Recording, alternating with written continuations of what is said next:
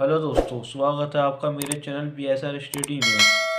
आज हम चैप्टर 4 का पार्ट 4 देखेंगे। परिवहन नियोजन की विधि तीसरी देखेंगे, क्योंकि मैंने अभी आपको 2 विधियाँ पढ़ा दी हैं और ये मोस्ट इम्पोर्टेंट है आपके एग्जाम में आने के लिए। हार्मोनल विधियाँ जैसे हार्मोन्स विधि, क्योंकि हार्मोन्स के ऊपर अप्लाई करती हैं।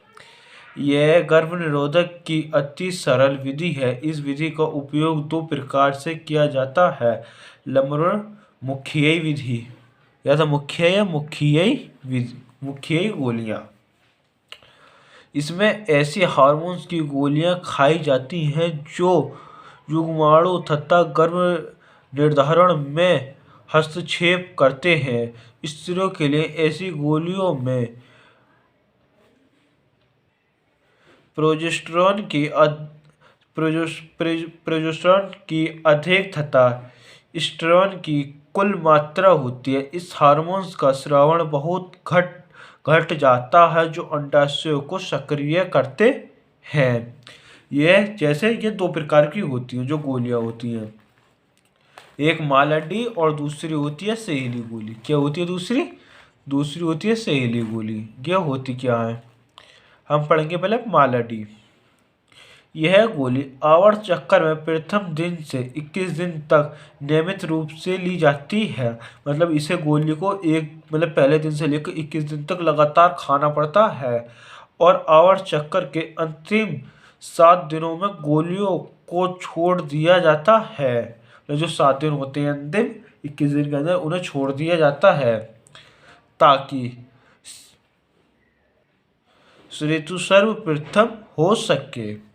इसमें दूसरी गोली आपके लिए सहेली गोली। सहेली गोली क्या होती है, यह एक गैर स्टेरॉयडल सामग्री है जिसके सप्ताह में एक बार लिया जाता है तथा इसके दुष्प्रभाव कम है। जो इसके दुष्प्रभाव होते हैं वो कम, और इस गोली को एक हफ्ते में एक ही बार खाया जाता है। और ये गोली बनाई कहाँ जाती है, सहेली गोली को भारतीय वैज्ञानिक द्वारा केंद्रीय औषधीय संस्थान लखनऊ उत्तर प्रदेश में तैयार किया गया है। जो उत्तर प्रदेश में बनाई गई है जो गोली है, कौन सी, सहेली गोली उत्तर प्रदेश में बनाई गई है। अतरोपण। आजकल प्रोजेस्टेरॉन जैसे एक पदार्थ पोरवेरा के इंजेक्शन भी दिए जाते हैं। एक इंजेक्शन 3 महीने तक प्रभावी रहता है। मतलब जो एक इंजेक्शन है वो 3 महीने तक इसका प्रभाव रहता है। अब इसके कुछ पॉइंट हैं। इसी प्रकार प्रोजेस्टेरॉन के माहिर नॉरप्लॉट को शल्यक्रिय द्वारा त्वचा के नीचे आरोपित कर देते हैं। यह संपुट 5 वर्ष तक गर्भ निरोधक का काम करते हैं। इसमें दूसरी है, पुरुषों के लिए अभी तक किसी संतोषजनक गर्भ निरोधक गोली का आविष्कार नहीं हो पाता है। इस प्रकार कई देशों में शोध कार्य चल रहा है। इसमें तीसरा है आपके लिए, यह तीनों प्रकार की विधियां जैसे प्राकृतिक विधियां, बाधा विधियां एवं हार्मोन्स विधियां स्थायित्व होती हैं। मतलब इनका प्रभाव होता है। लेकिन एक अभी आएगी विधि नंबर डी। इसे हम ये होते हैं अस्थायित्व और ये होती है स्थायित्व विधि। क्या होती है, स्थायित्व विधि। इसमें डी है नंबर बंध है कारण या नसबंदी। आप जानते होंगे कि नसबंदी क्या होती है, इसके ऊपर मूवी भी बनी है, तो इसलिए नसबंदी क्या होती है आप जानते भी होंगे। इस विधि में जनन वाहिनियों को किसी स्थान पर काटकर या बांधकर जननों से निकलने वाले युग्मक के मार्ग को अवरुद्ध कर देते हैं। यह जनन क्षमता को स्थायी रूप से अवरुद्ध करने की सर्वाधिक सफल विधि है। यह विधियां निम्नवत हैं। ये विधियां निम्न प्रकार की होती हैं। महिला को ऑपरेशन या महिला नसबंदी। यह विधि पूर्ण रूप से स्थायित्व विधि है। इस विधि में स्त्रियों की अंडवाहिनी को काटकर बांध दिया जाता है, जिससे अंडाणु अंडवाहिका में आगे नहीं बढ़ पाते हैं तथा निषेचन की क्रिया नहीं हो पाती है। ऐसा पॉइंट आपके लिए, यह कार्य स्तन उत्पत्ति के समय ही कार्य कार्य कार्य यह शक्ति है, क्योंकि अंडवाहिनियों को काटने के लिए उदर की शल्य क्रिया करनी पड़ती है।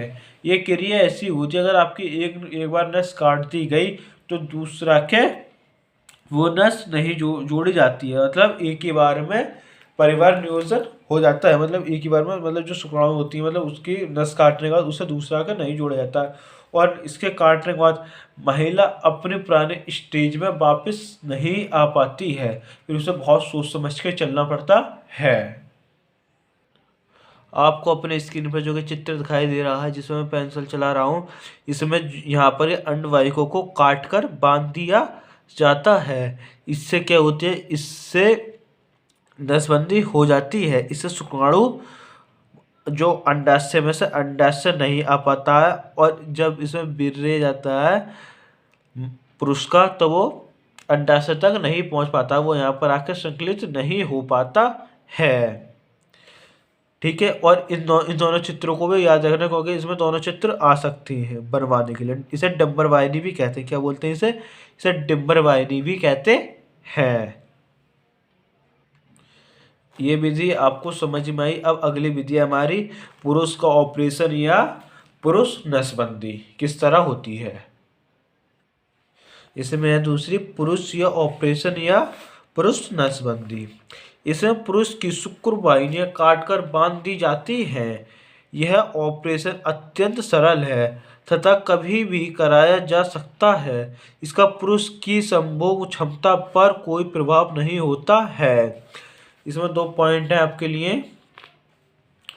पुरुष नसबंदी के बाद बनने वाले शुक्राणु अधिवृषण नलिका या शुक्र वाहिनियों में खंडित होकर समाप्त हो जाते हैं। इसमें अगला है, स्त्रियों में नसबंदी के बाद बनने वाले अंडाणु गर्भाशय नाली में पहुंचकर खंडित हो जाते हैं। अब मैं इसे आपको, इसका जो चित्र दिखा रहा हूं मैं आपको, घेरा, इसे पुरुष की नसबंदी होते हैं। यहाँ पर शुक्र वाहिनियों को काट दिया जाता है, इससे बीच में यहाँ पर ये विषण होता है, इसमें से वीर्य नहीं पहुँच पाता है, तो इसलिए इसकी पुरुष की नसबंदी हो जाती है जब इसे यहाँ से काट दिया जाता है। तो इसे ही क्या बोलते हैं, इसे ही पुरुष या ऑपरेशन या पुरुष नसबंदी कहते हैं। लेकिन जो कि मैंने आपको जो ये दोनों चित्र दिखाए, इन दोनों चित्रों को आपके एग्जाम में बनवाने के लिए भी आ सकता है। इन दोनों चित्रों को आप अच्छी तरीके से बनाना सीख लें, क्योंकि ये एग्जाम में आ सकता है। पुरुष नसबंदी और मादा नसबंदी कैसे होती है। अगर आप मेरे चैनल पर नए हैं तो मेरे चैनल BSR स्टडी को सब्सक्राइब करना ना भूलें। मेरी वीडियो को लाइक और शेयर करना ना भूलें। मिलते हैं आपसे एक अगली वीडियो में।